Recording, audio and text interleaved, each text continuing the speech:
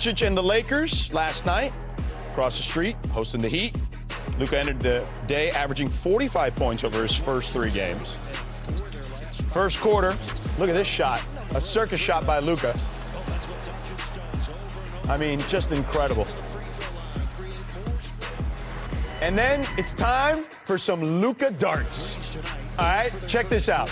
On the spin over Davion Mitchell, across the court to Rui. 3-ball is good. Dangerous, but great pass. Huh? And now, side by side, you see all LA. Matt Stafford doing something similar on the look away. And then here, the long ball for Luka. Wow. Jake LaRavia finishes. A little air under that one. Stafford does this one to Puka. Hey, man, leave the Saints alone, man. Leave the Saints alone. Yeah, second quarter. It's close for a couple quarters. Yeah. Watch Luka with the D. Reads it the whole way. A little pick 6 for Luka. Finishes with the layup. Then in the fourth, Lakers in transition again. Watch Reeves to LaRavia up top. Ayo. LaRavia with 25 off the bench. They know who number 12 is now. Under 2 to play. Reeves sizing up Pella Larson. Hits him with the step back. Footwork. Look at that footwork. Yeah, Reeves finishes Luka do that. 26 and 11. Under a minute left. Finishing touches here in LA. Luka goes to work inside. Gets the and one. Doncic finishes with 29 points, 11 boards, 10 assists. Lakers win by 10. Luka and Reeves are both putting up video game numbers this season. Doncic at 41 points and 8 assists a game. Reeves averaging 31 and 9. They are 2 of the 3 players across the NBA averaging at least 30 and 8, along with Tyrese Maxey.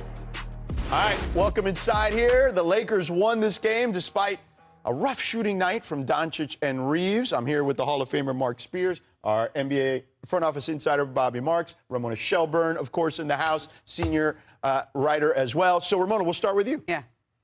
What did this win tell you, despite the fact that Luka and Austin did not necessarily have an efficient game? I think Austin Reeves is making a point and a case for himself to be the number 2 player behind Luka Doncic on the Lakers going forward. He's a free agent this offseason. And I know LeBron isn't. I'm talking about in the future. Beyond. Okay? Beyond. LeBron's still on the team. But the question is, can he be Luka's sidekick? And he is making a case that he can. You've seen Luka play very well with Jalen Brunson when they were in Dallas together. They went to the Western Conference Finals. He played very well with Kyrie Irving. They went to the NBA Finals. He likes playing alongside another creative guard. The question I had coming into the season was how they could do defensively, because it's not a strong defensive backcourt. But right now, both of them are just good enough to where you can get away with what they do on the defensive end because they're so good together offensively. Well, and I think the defensive point that you made when you add a player like Marcus Smart, who can kind of do a little of the dirty things here.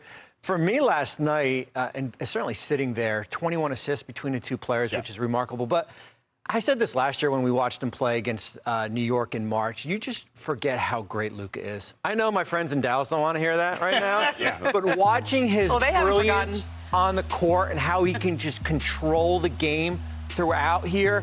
And then, of course, the big question is how him and Austin Reeves can play off each other. And I didn't see anything that would basically make a red flag last night. I thought he competed on the defensive end as well. I thought that stood out to me beyond just those steals. But, Mark, let's talk about LeBron.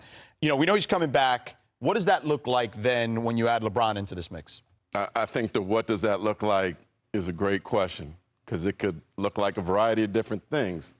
Do they adjust to LeBron? Does LeBron adjust to them? Wow, you took the glasses off for me. That means it's serious. Yeah. That is to be determined. And Ramona knows this a lot better than most of us. Like, when this new ownership comes in, what is his relationship with LeBron's relationship with them? Do they have an allegiance to him? Is what we're seeing now worthy of maybe exploring trades that make both people happy? This is an amazing start for them. Shocking start without LeBron. Where do they go from here is intriguing. Yeah, I think they'll be just fine when LeBron comes back. That's just me personally. But anyway, speaking of the James family, did you see Austin Reeves' lob to Bronny? Well, he's, of course, thrown plenty of these to LeBron, but this is the one to Bronny last night. And check this one out. In 2023, it stuck out because Bronny was in the stands when Dad did that. Yeah, Dad's was better. Going crazy. Dad's was better. He did the one hand. So after the game, Reeves posed this question to the media in the house. I've got to be the first person in NBA history to throw a father allowed and a son allowed. I don't know. Sky, gotta be right. They're the only. I mean, it's Wow, we're still on the same team. well, the same team. Y'all want to do all these statistics? Has you been on Stathead? You've been running that one? You gotta look it up. It was cool. I told Brian that as soon as I checked out after that, it was a pretty special moment. All right, Austin, I'm glad you asked. So we asked Elias, Sports Bureau, and yes, Austin, you are the first player to assist an alley-oop for both a father and a son, at least in the last 25 years. Wembanyama has been virtually unstoppable this season, until he met the Phoenix Suns. If you've been following Wemby this season, this may be a bit of a shocker here. Look at this. But let's start with the second quarter. Scary situation. Dylan Harper playing defense underneath, comes up limping. Leaves the game, would not return. Meanwhile, the Suns were doing a great job guarding Wemby. A trend we saw where 6'3" Jordan Goodwin was on Wemby. Here the Spurs bring, or the Suns rather, bring the double to Wemby as he gets the ball. Then they get it back. He tries to fling it to the corner on a tip. No good on the shot. All right, so Suns defense is working. They try it again with a late double. And Wemby misses the jumper. Sunday marked the third career game where Wemby had fewer than 10 points and more than 5 turnovers. So not good by Wemby standards at all. Third quarter, Devin Booker gets inside, seals the deal. Book finished with 28. Suns get the victory, 130-118. It's a great time for us to take away a lot of things from this game, and because I mean we're gonna see this again and again. So it's every single game. It's a battle to prepare. You know, as much as the players as the coaching staff to prepare the next game. And you know, I know our next opponents watched this game tonight. You know, and they're gonna take some things away from this game as well. So we have to, like, the preparation starts now. All right, Wemby struggled on the offensive end, scoring just 9 points on 4 of 14 shooting with 6 turnovers. 5 of his shots came from three-point distance, as you can see here. So, I don't know, man. This is the best job I've seen, certainly, on Victor Wembanyama this season. I don't think there's any question. So, Bobby, do you think teams can replicate this? I think they can. I think what I saw last night, it's almost like when we're using baseball analogy here, when a pitcher sees a batter for the first time, and then once you get through the 5th inning or 7th inning, you adjust differently here when you're basically sending small guards at him.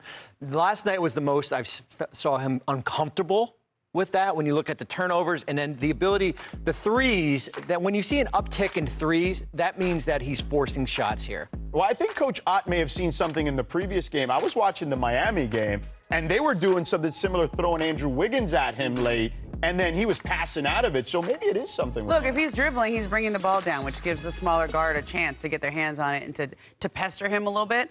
But this is Wemby. He's going to adjust. I mean, they're going to throw a lot of different looks at him over the course of his career. Same way with Jokic. You throw something at Jokic, he'll adjust. But for right now, it had some effectiveness. Yeah, he's only 21. You know, but I liked how Bam guarded him the other day. Yeah. At Bio, I thought he was really, really physical, which might be another way. I think that teams guard him. This is where you see Bam right here. Excuse me, ouch. Okay. But how many Bams are there, right? How many Bams could I do that, right? There's not too many of this. So I think more are going to lean toward the Suns. And then this is where you say, hey, we miss De'Aaron Fox.